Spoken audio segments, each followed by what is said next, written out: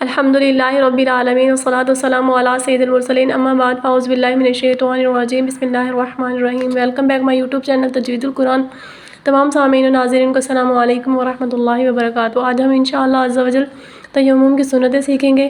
سب سے پہلے بسم اللہ شریف کہہ لینا، ہاتھوں کو زمین پر مارنا، زمین پر ہاتھ مار کر کوٹ دینا یعنی آگے پیچھے بڑھانا، ہاتھوں کو جھاڑ لینا یعنی ایک ہاتھ کے انگوٹھے کی جڑ کو دوسرے ہاتھ کے انگوٹھے کی جڑ پر مارنا، اس طرح کے تالی کی سی آواز نکلے۔